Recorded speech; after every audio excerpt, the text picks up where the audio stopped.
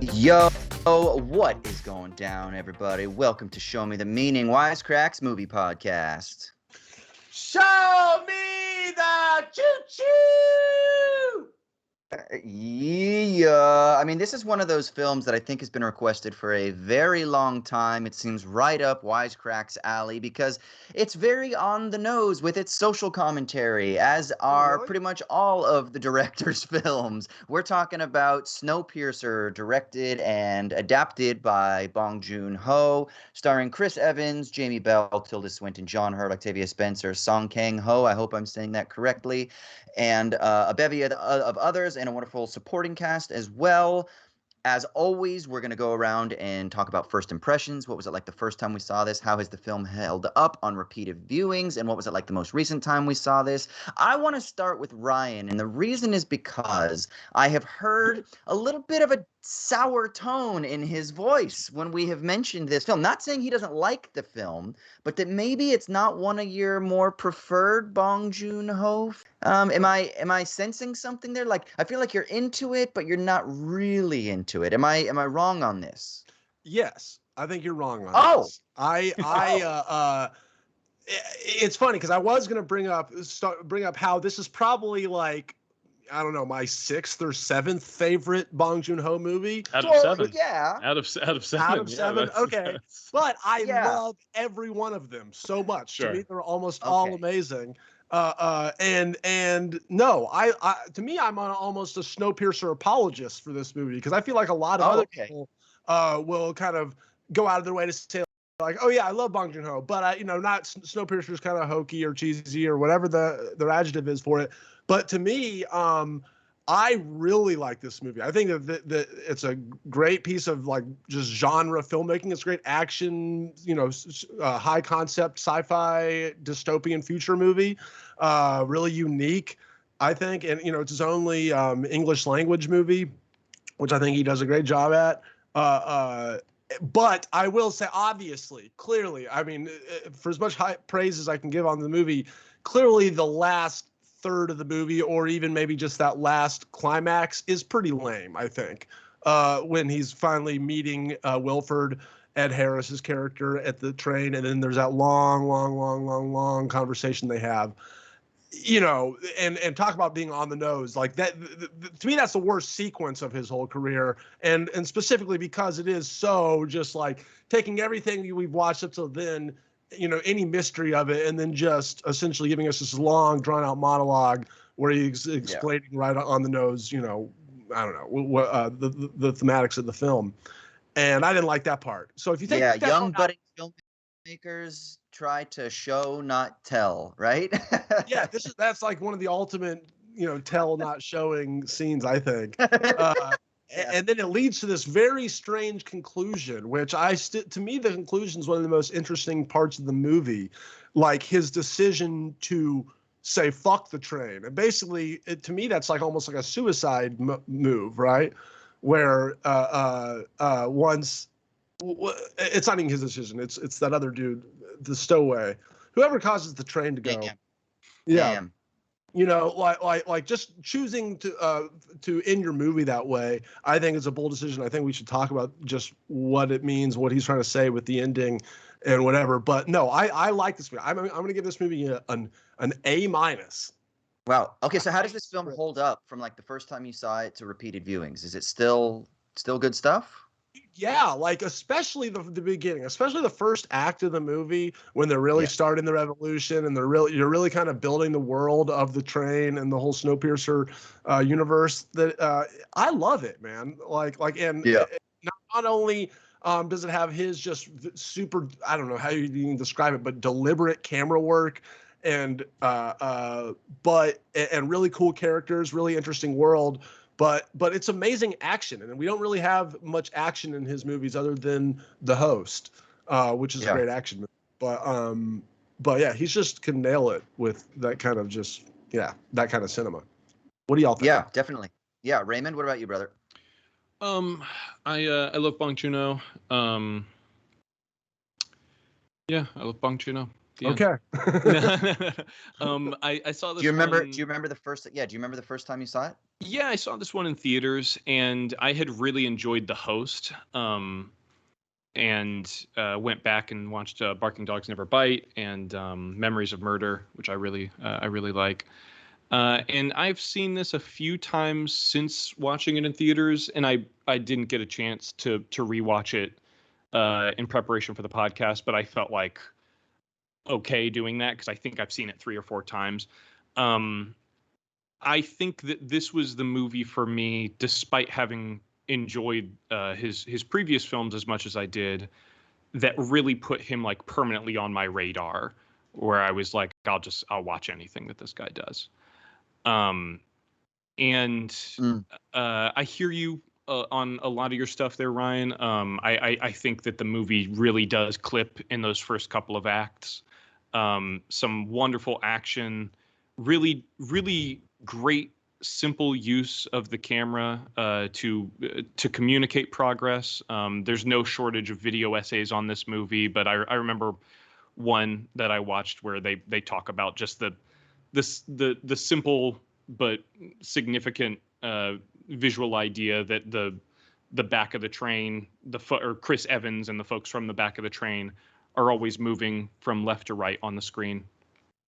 Things like that communicate progress really effectively. Reminds me of Mad Max Fury Road, how every single action scene in that movie, like the thing you're supposed to be paying attention to is always dead center in the middle of the frame, which is like, it just seems so obvious, but it's one of those things that George Miller said on the day. He was always like, put the crosshairs just right on their nose. There's so much going on in this movie. I don't want the audience to be searching the screen for where the action is. And I think that simple stuff is so undervalued. Just that simple, subtle clarity in action. And if you'll pardon the pun, this movie does move like a freight train for most of its runtime, but by the end of it, when everything slows down and Ed Harris kind of goes into his monologue, that exchange there with Chris Evans to kind of set up the film's denouement. I'll kind of stick in for that sequence because I think, yes, show don't tell is a very apt sort of writing tip 99.9% of the time, but there are sequences in certain movies. This one, Network, comes to mind. Ned Beatty's scene in that, where the villains sort of, their whole outlook, their whole thing is so morally repugnant that in order for them to communicate their perspective on things, there really is no way to effectively show it without just like showing the violence that extends from that philosophy or from that perspective.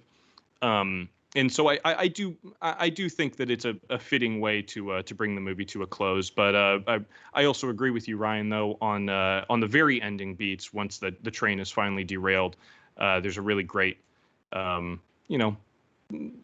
this movie, I'll call it a subtle moment. It's certainly subtle by comparison, where the last survivors kind of share a quiet moment with that polar bear sort of walking across the tundra in this sort of recognition that maybe life has gone on and that there is some hope and that they're going to be able to figure this thing out and they won't necessarily freeze to death straight away.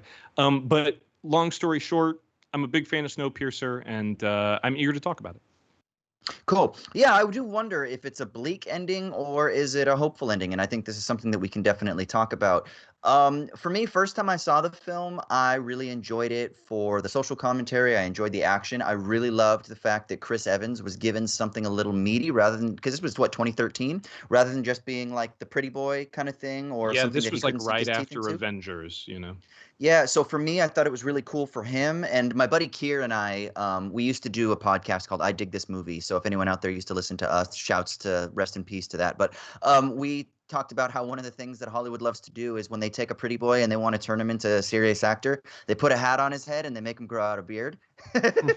Like, look at Hell or High Water with Chris Pine. Put a freaking cowboy hat on his head, give him a little bit of scruff, and then they make him a serious actor, right? They did it with Chris Evans. They do it a lot of times. Matt Damon in Stillwater, that's out right now. There you There you go. There you go. Right. Just don't let Matt Damon grow out a man bun, because then that is a recipe for disaster. Those films, that's a flop in the making. But yeah. So I really liked that they gave him that opportunity, and I thought he handled it really well. That was the first time that I saw it, and then on repeated viewings, I've only seen it maybe one other time before last night. Again, enjoyed it. And last night, I think it had been a couple years since I'd seen it last, and I was really trying to pay attention to maybe any subtleties that I hadn't picked up on before.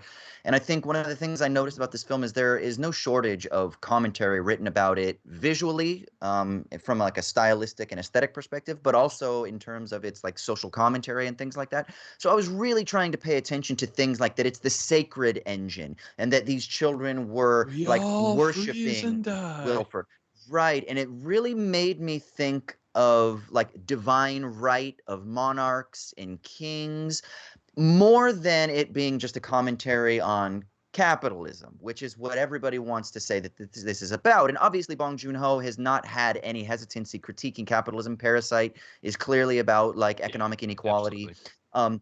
But this to me was less about like a particular economic system and more about control, hierarchy, bureaucracy, and about what sometimes is referred to in philosophy as the great chain of being, which is this idea that there is an ontological establishment for order, that things are the way they are, and what you need to do is accept your fate, or in this film, it's called like your predestined station, your lot in life. You accept it and you live it and you do it to the best of your ability within that kind of fixed parameter, so that you can make the world move. Or in this setting, it's so that you can make the train operate and keep the cohesion and the order. And so for me, that's what I was really tapped into. I thought there was some really interesting stuff there. And yeah, I think it's really good. I love the quirk of, so I hadn't seen the TV show, but the girl had seen the TV show and hadn't seen the film, and she was saying that the TV show is less quirky. And she was like, "Oh my God, like I didn't realize how fucking quirky this movie is." And it's totally, I think I told her, I was like, once Tilda Swinton comes in, you're gonna be like, "Oh my God, this is batshit crazy." Right? Like she's just fucking amazing in this, right? Just leaning into this caricatured uh politician, spin doctor type. Yeah. It's fantastic. She's Nancy right? Pelosi in this movie. Yeah, she's absolutely amazing in this, right? And it's funny and it's quirky and it's weird. And she actually looked at me at one point and she's like, "Is it supposed to be a comedy?" And I was like, yes, like kinda, just like in Parasite, where Parasite is this like really stringent social commentary and like tragic family drama, and then at times you're fucking laughing hysterically because it's also hilarious. Like when they're in their downstairs apartment and they're trying to get signal, from the cell phone, and the waters are flooding, or like all kinds of things like that, right? That's weirdly become a hallmark of Korean cinema, South Korean cinema. I was just gonna say, of South Korean cinema, right? And Bong Joon-ho's great at that. I mean, from the beginning of his career, like there's one moment in Memories of Murder where these cops are beating the shit out of this guy, trying to force him into a confession.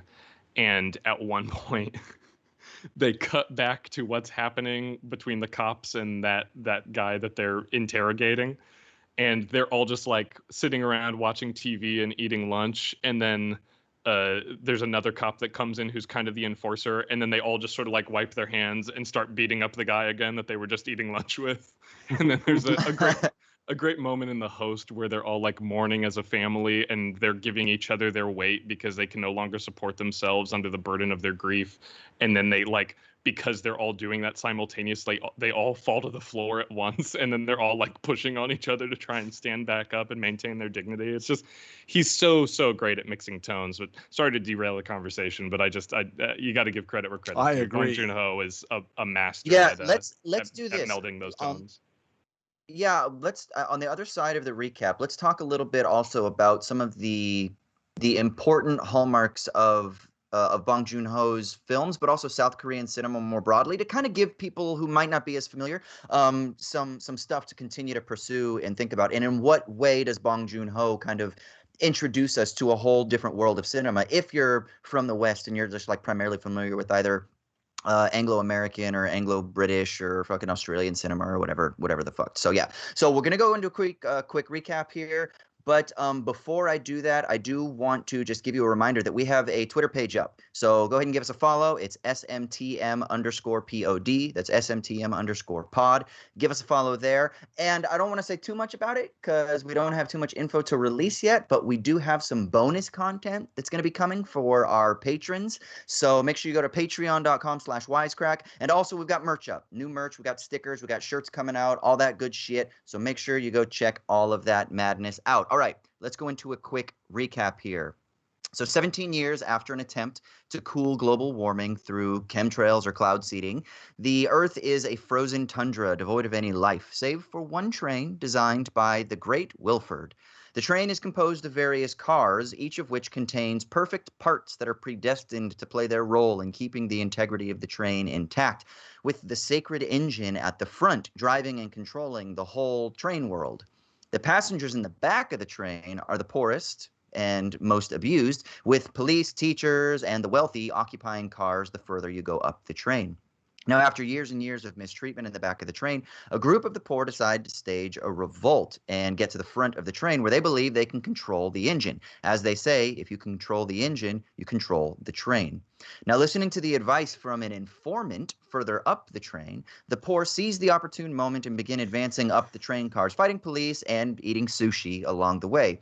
They also enlist the help of Nam and his daughter, Yona, who possess a keen insight of how the doors or the gates operate, separating each of the cars. Now, by the time they reach the engine room, only Nam, his daughter, and Curtis have survived, and just before they're set to breach the engine room, Nam explains that his plan this entire time has actually been to blow up the door to the outside world because he believes that the world is actually warming and that they can survive outside. Curtis then enters the engine room and meets Wilford, who explains that he's been the informant all along and that he actually wants Curtis to take over for him when he dies. Wilford believes that this is the only way to keep humanity alive on this train, which is the only world that is left. But they refuse to accept this deal. They blow the door to the outside and derail the train. Then Nam's daughter, Yona, steps outside the train, and off in the distance, she sees a polar bear alive and well, signaling that perhaps another world beyond the train is possible after all. End of film. But before we continue, we gotta give a shout out to our sponsor, Storyblocks. You know the deal. Storyblocks, complete stock solution providing an unlimited library of over 1 million plus royalty-free, high-quality video, audio, and images through cost-effective subscription plans. We talk about them all the time. Why? Because they're badass. That's why. I use them personally. We at Wisecrack use them personally so that we can get all of our effects for sound, for B-roll footage, etc., etc., etc. And if you are a creator, you know how much of a pain in the ass it is to get stuff, and then you have to pay for it, and then you can't find the stuff. So it's amazing that you can have access to all the goodies you could ever possibly need when you're making your podcasts, or when you're making YouTube videos, or Insta videos, or TikTok videos. Whatever you need, head over to Storyblocks, and they got all the goodies for you. So, click the link in the description or go to storyblocks.com/wisecrack and you can learn more about Storyblocks and all they have to offer. Again, storyblocks.com/wisecrack or click the link down in the show notes. All right, back to the show. All right, sweet. So let's start by talking about Bong Joon-ho and his filmography. I agree with Ryan that I think that Snowpiercer is towards the bottom of his filmography, but again, he hasn't ever made a bad film, which is pretty fucking impressive. So let me ask you this, Ryan, and for people who are in the know, this is going to be a little bit inside baseball, but is he God tier? Is he a God tier director? Has he changed the game? I believe in. I said he changed the game. Yes, I believe. I don't think Jared would say that, but to me, he's a god tier director. Everything he comes out is everything he puts out is so unique and him.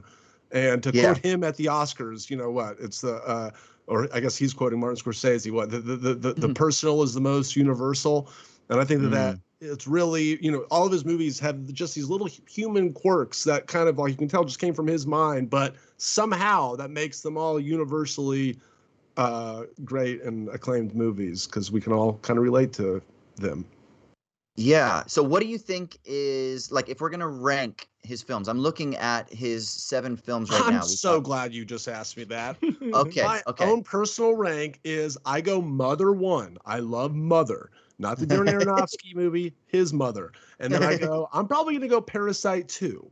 Then I'm going to go Memories of Murder 3, The Host 4, Snowpiercer, and then Okja. Am I missing one, Raymond? Barking Dogs Never Bite. Barking Dogs Never Bite. I've never seen it. So of the ones I've seen, that's my list. Yeah, mine is exactly the same. Perfect. That's the objectively true good list. Raymond, what about you? I'm frantically writing it down right now to make sure that it looks good. Sounds like your Memories of Murder 1. Am I wrong? No. I mean, anyone who follows me on Twitter or Letterboxd, where my profile pic is me standing in front of a Parasite poster with my eyes blurred out, could probably guess what my number 1 is. I love Parasite. Okay. I think it's one of the best movies of the century. Uh-huh. Wow. After that, I would go Mother. Then I'd go Memories of Murder. So far, we're exactly the same, except 1 and 2 are split. Except 1 and 2 are split. Yeah, but for me, it's 1A and 1B. Like, if you were like I could switch Mother and Parasite. Like, to me, it's almost a tie. It's basically a tie. But Mother was the first film that I saw of his, so it kind of has a special place in my heart. You know. Okay. Then I'm gonna go The Host. I think similar to what you were just saying, Austin, The Host has a special place in my heart. That was my number 4, yes. That was the first one of his that I ever saw. And it also holds up. I think it's a really fun movie. Mm-hmm. I put Barking Dogs after that. Or excuse me, I would put Snowpiercer and Barking Dogs. Depending on what day, either or, but maybe Snowpiercer, then Barking Dogs. And I actually haven't seen Okja because what? Oh. I feel like, hold on, before you jump down my throat.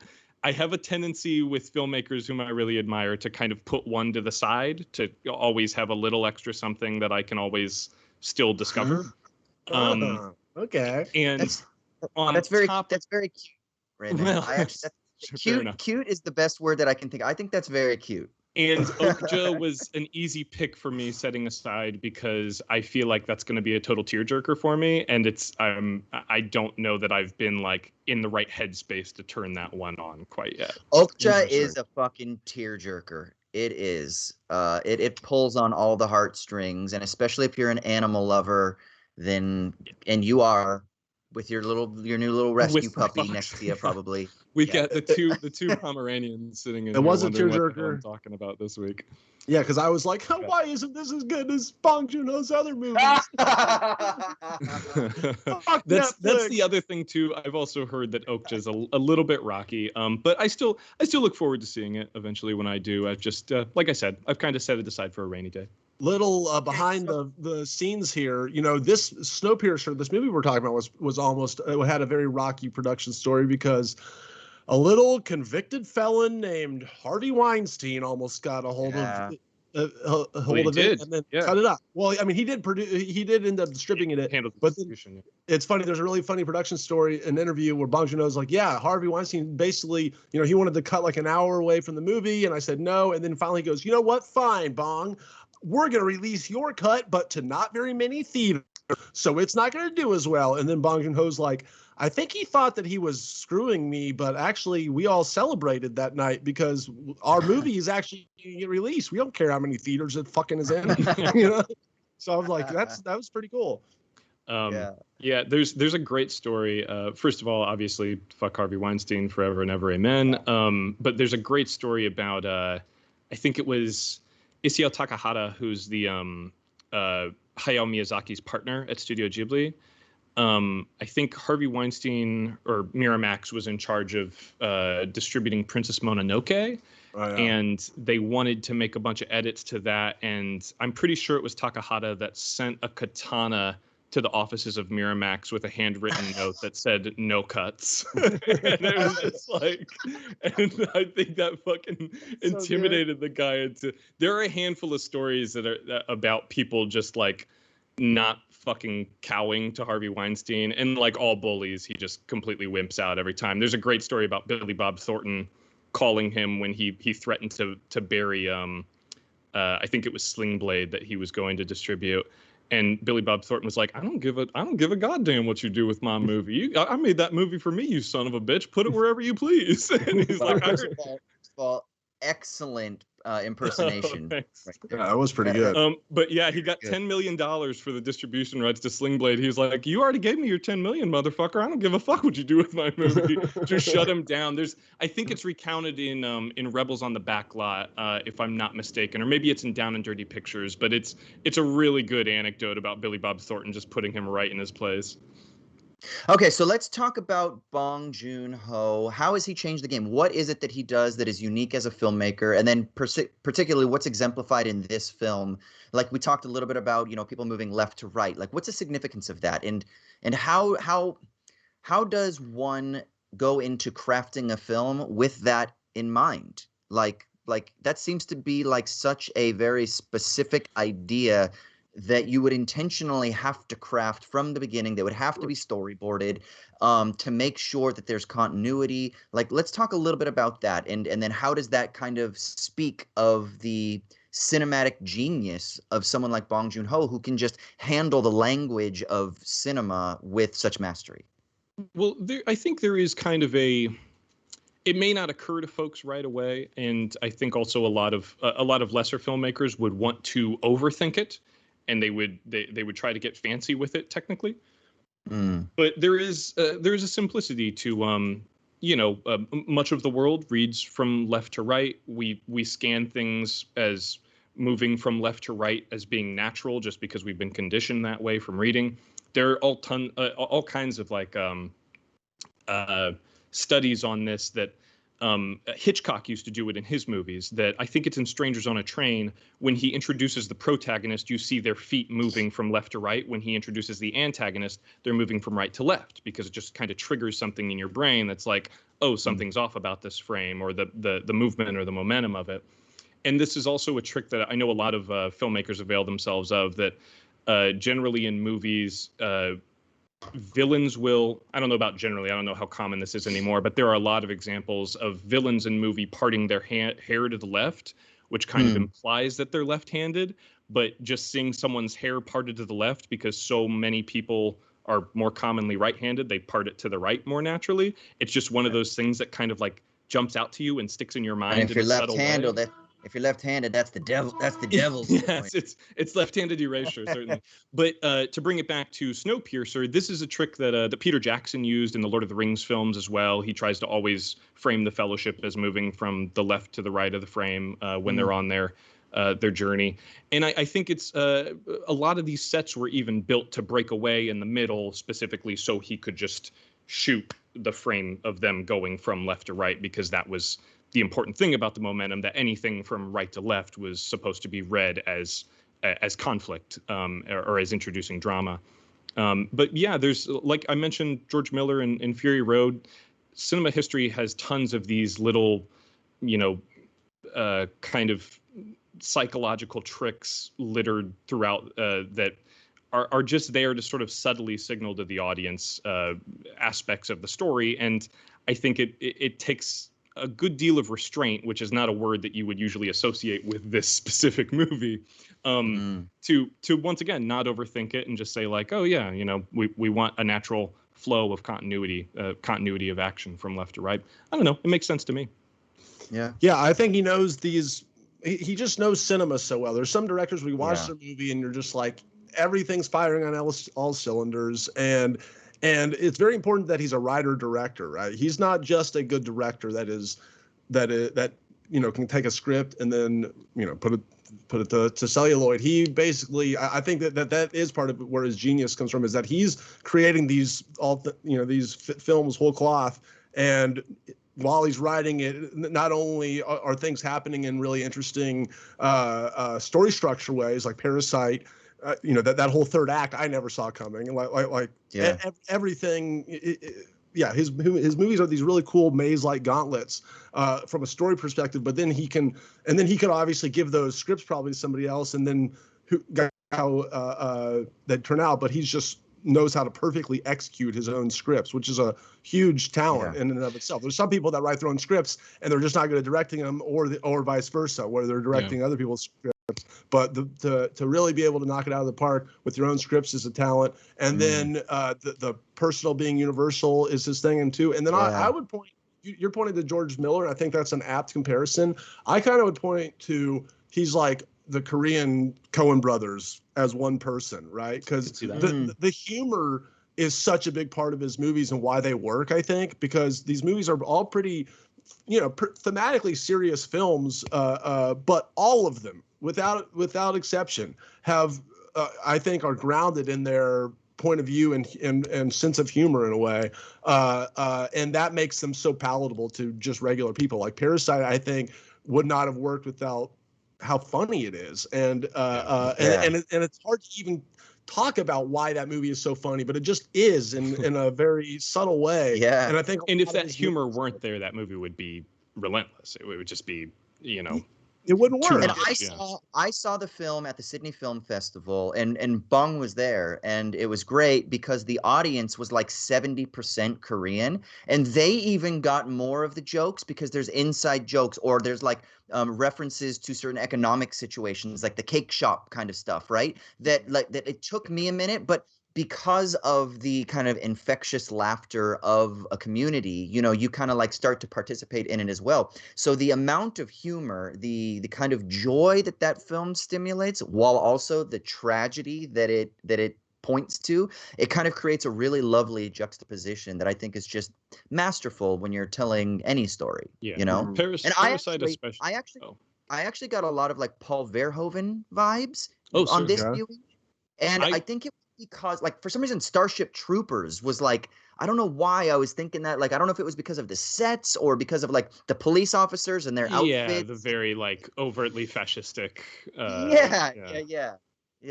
I will say one other, as long as we're comparing apples to oranges, I think of John Carpenter a little bit with regards to not only having a great sense of tonal balance and being able to imbue these otherwise very, very dark movies with a good sense of humor, but John Carpenter sort of perfected the art of the visual metaphor. So many of his movies, we've talked about a few on the podcast earlier this year, but so many of his movies are like social commentary, just kind of wrapped in this horror or science fiction bow. And I do feel, in a weird way, like Bong Joon-ho kind of might be the sort of heir to that throne a little bit, creating these genre movies that are built around one sort of central metaphorical concept. And I think he does it really well. They live as a movie, but I don't think anyone would call it subtle.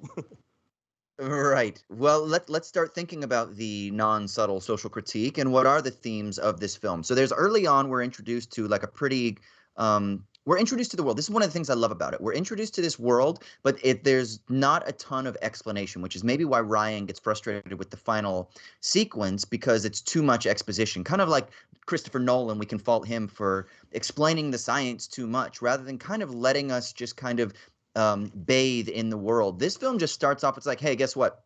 The world was going to be plunged or got plunged into what's the fuck word I'm looking for? It got plunged into frozenness. Thermonuclear war. Because these guys were fucking using chemtrails or cloud seeding to try to prevent global warming anymore, and then that's all you get. You don't get anything about like the science and why the chemicals were bad and what happened and why it went wrong. All you get is, hey, guess what? We've got a fucking frozen world and there's no life, and these are the only survivors on this train, right? And that's basically what you get. And this train is run by this engine. One of the things that's really interesting is you're clearly introduced to like a type of class struggle, and then this quote.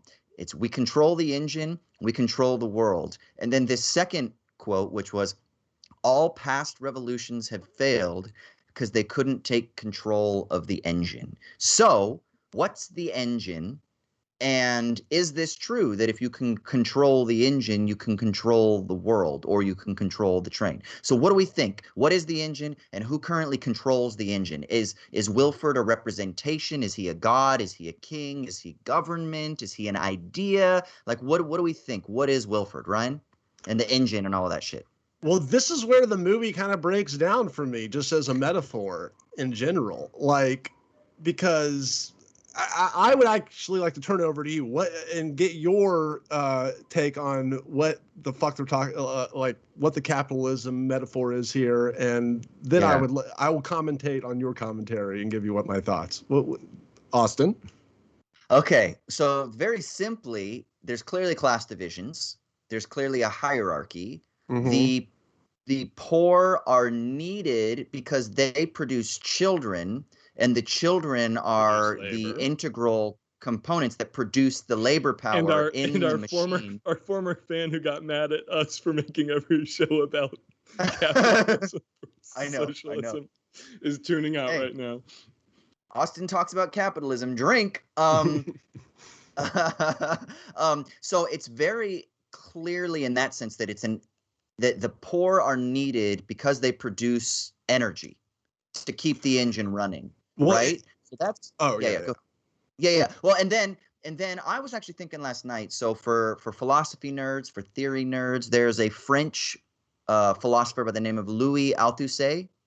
It looks like Althusser in French, but Althusser, he talks about these two different types of apparatuses, one that he calls repressive state apparatuses and one that he calls ideological state apparatuses. And these are ways that the dominant power system controls society, right? A repressive state apparatus is like the police, right? The police will intentionally repress revolt. It keeps order.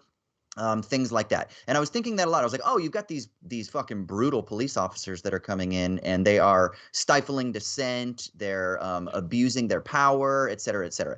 And then I was like, oh, and then there's an John Hurt in the back of the train.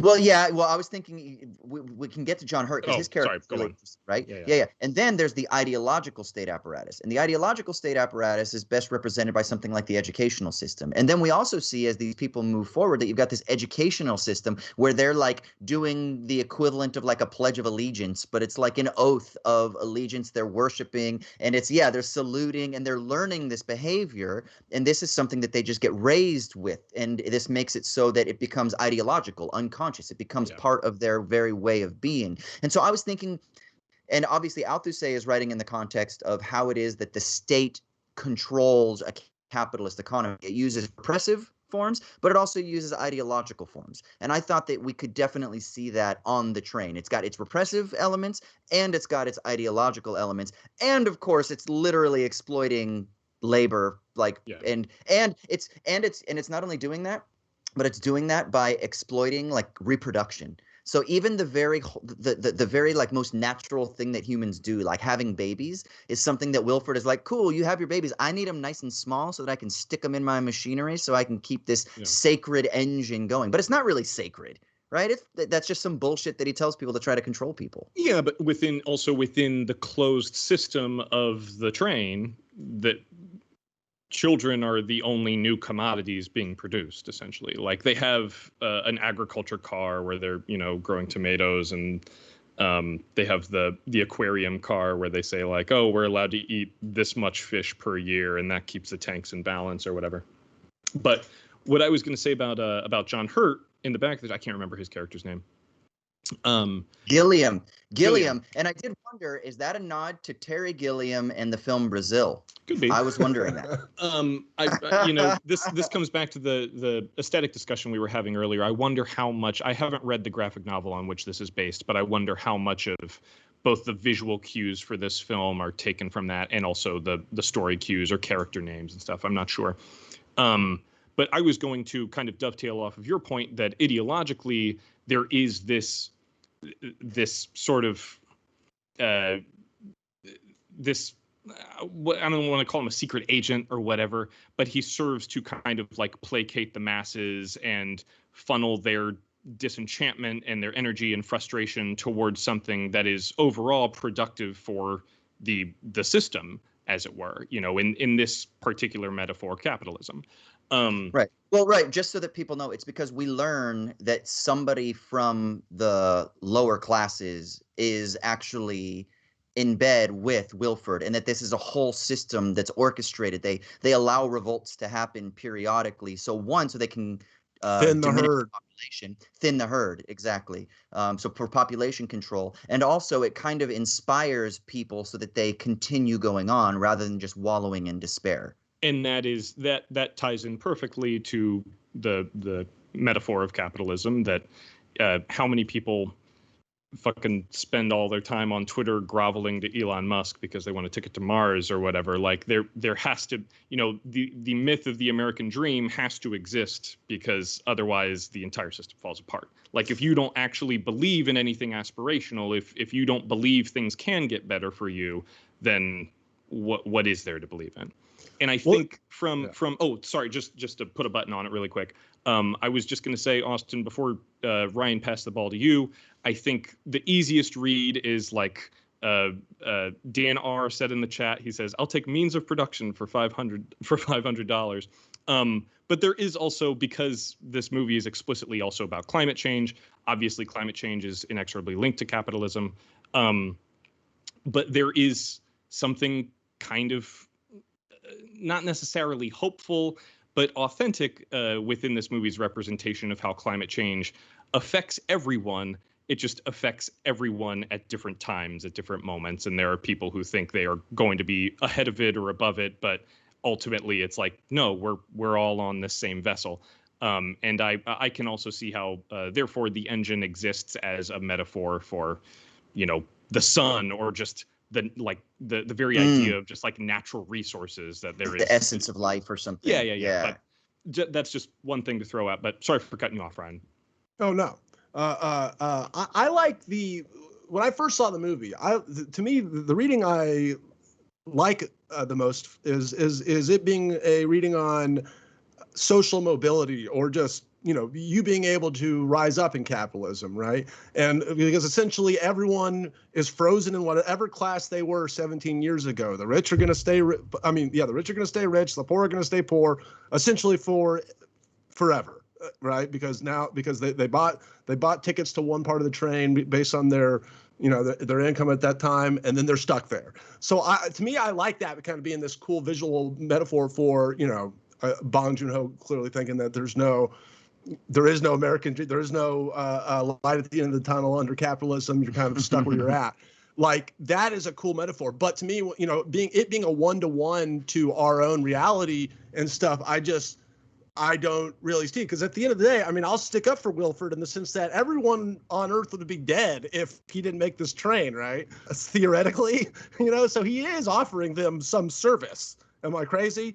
And then, yes, it becomes a microcosm for our own society on the thing. But I just, that's where it all starts. The metaphor all starts breaking down in terms of our situation is not really like this train. I get.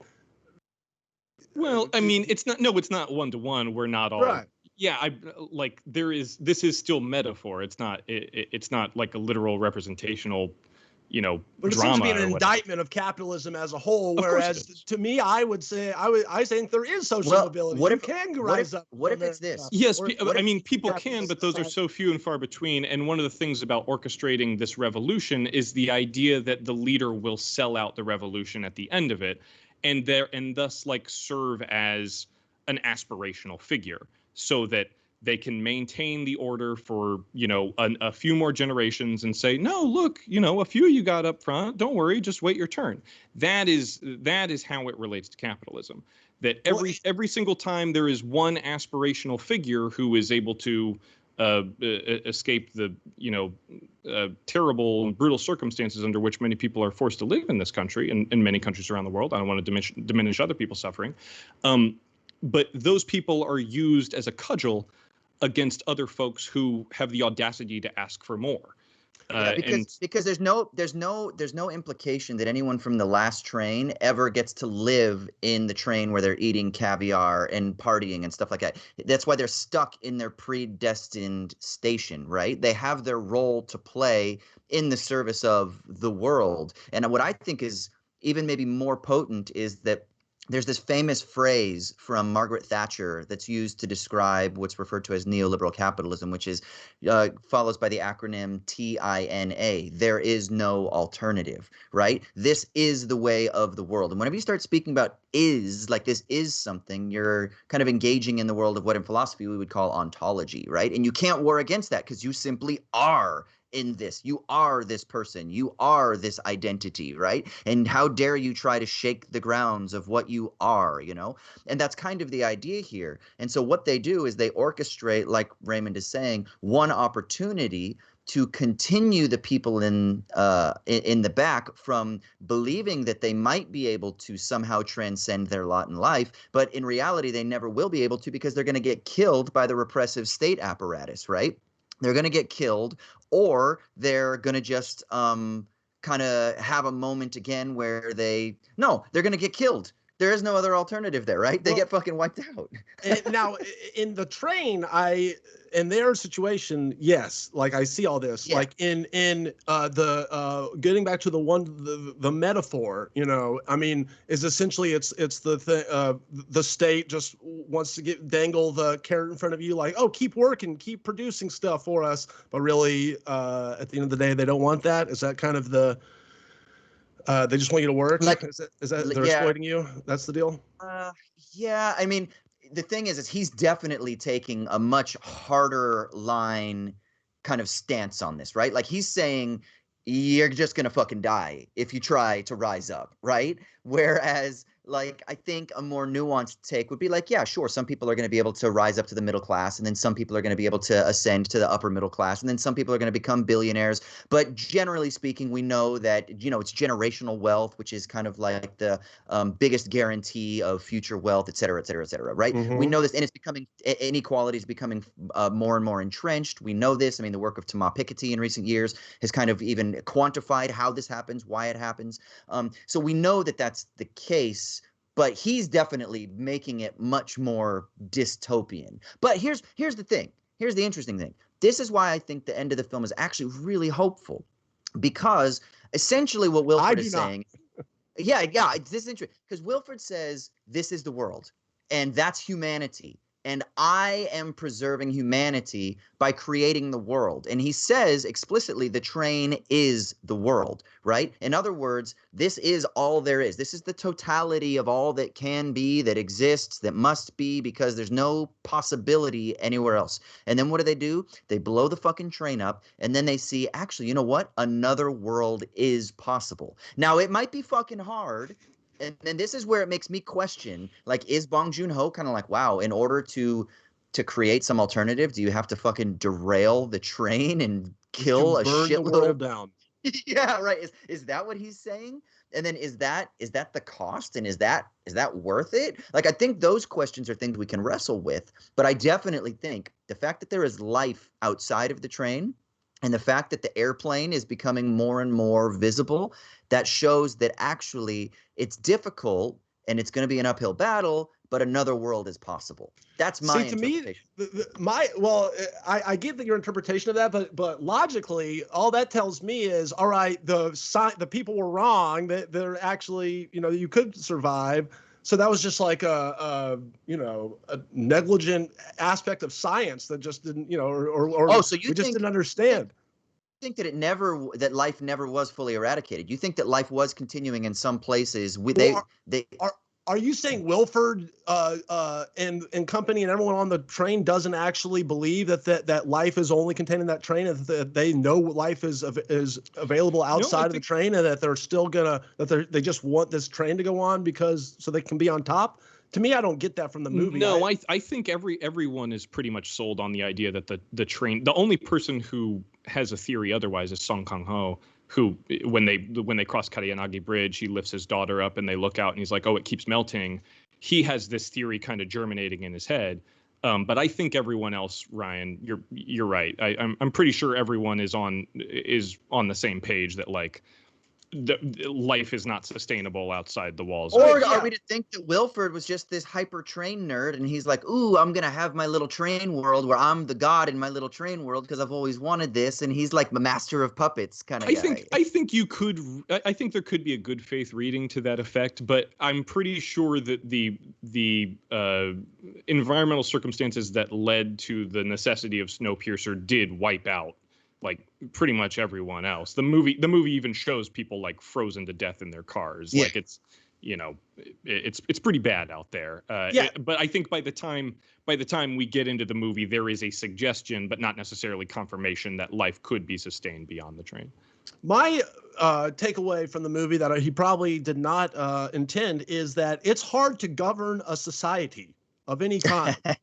Okay, if you're the government, you know, of a big country that's not on a train, or if you're the head of a government that's on a train, it's like, what the fuck is he supposed to do? Are all these people supposed to do? And, you know, like, it does seem like Bong Joon-ho is saying at the end, you got to burn the whole system down, or essentially, what I would even say, or a step further, it's better to have no society at all than a society where there is like this level of inequality and exploitation going on. Essentially, right? I mean, it was a suicide move at the end. He basically said, "Fuck it, fuck this train, fuck all of humanity, fuck all the poor and rich people that live on here. But I'm doing it all to spite my oppressor." You know, I mean, which is a move. It's definitely a move. Well, I mean, it's consistent with the notion that you know, there is no like there is no half measure in a revolution, right? Like, and to me, that's a problem. It's kind of all or nothing. But also, this is a science fiction movie. This is working metaphorically. I mean, there are, you know, there is a possibility for nonviolent revolution in the world, but it's not nearly as cinematic.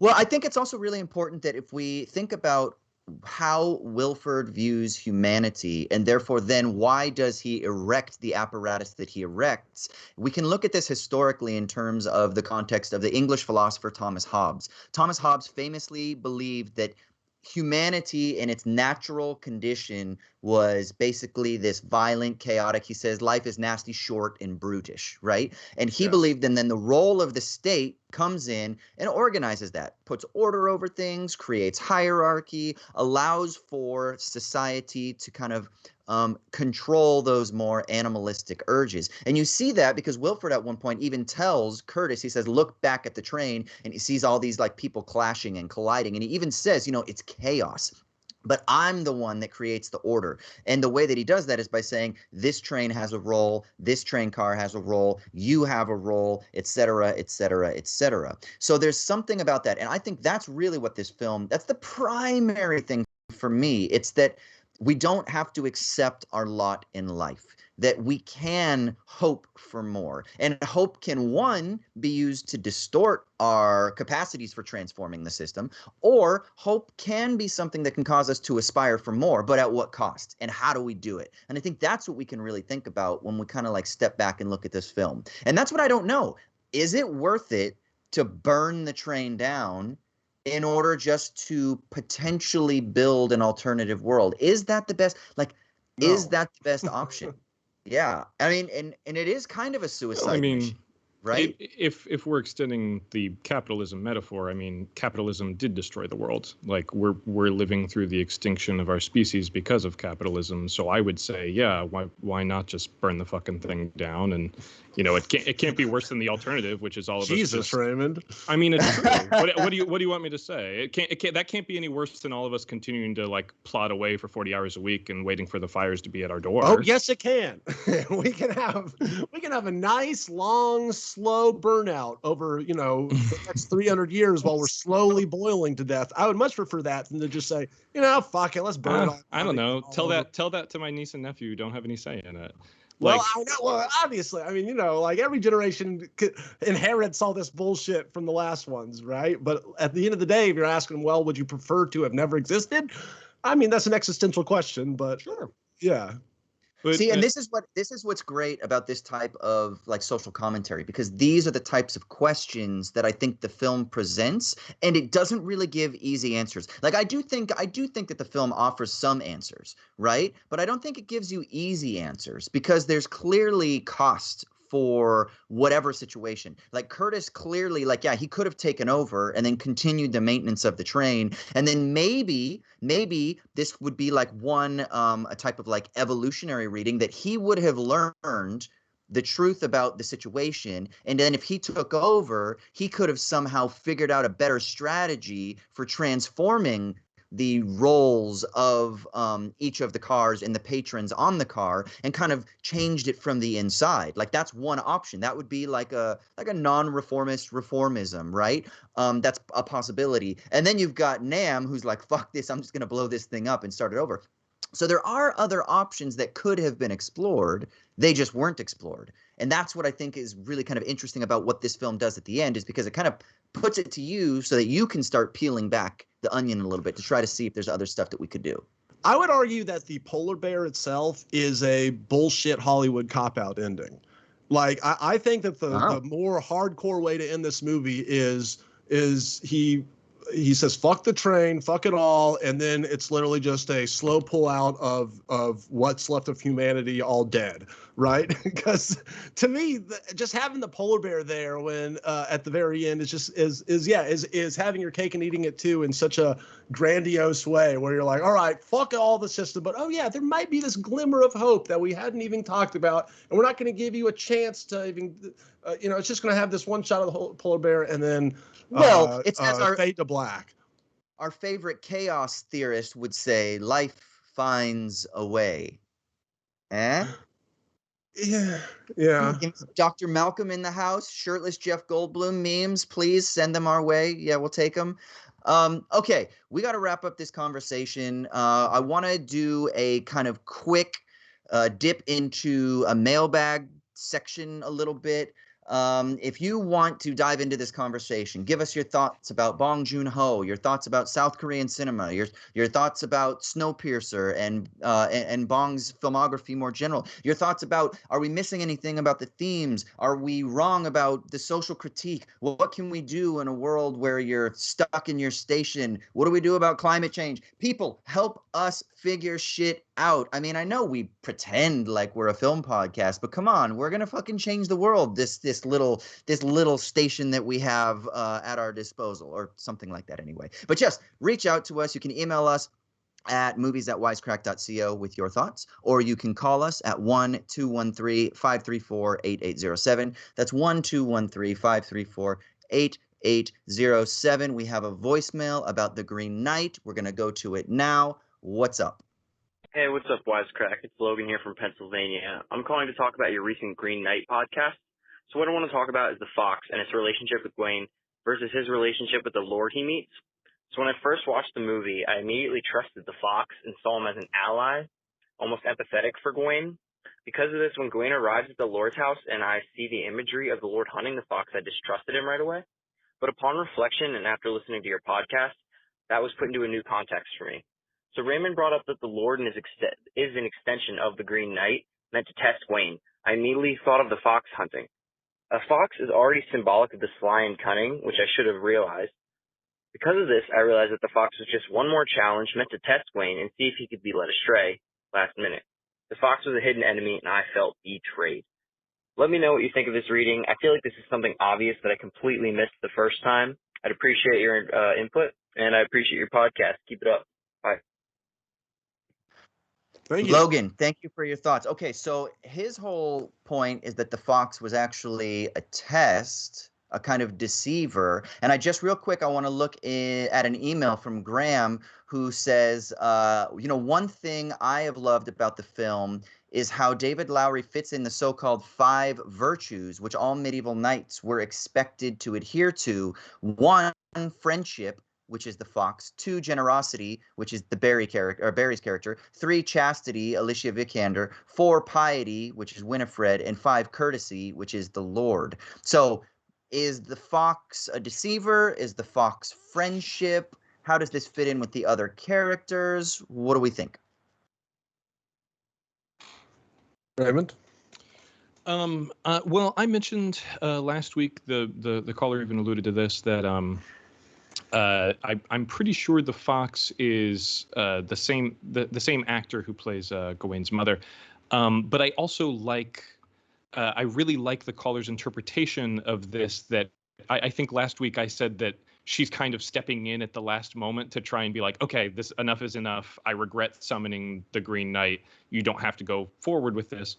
But I kind of like his interpretation that in itself feels like maybe a test. Or something like that. You know, it's his last test of integrity and courage before he gets into that boat and goes to his final meeting with the Green Knight. But yeah, I think that's a really interesting perspective that he has on it.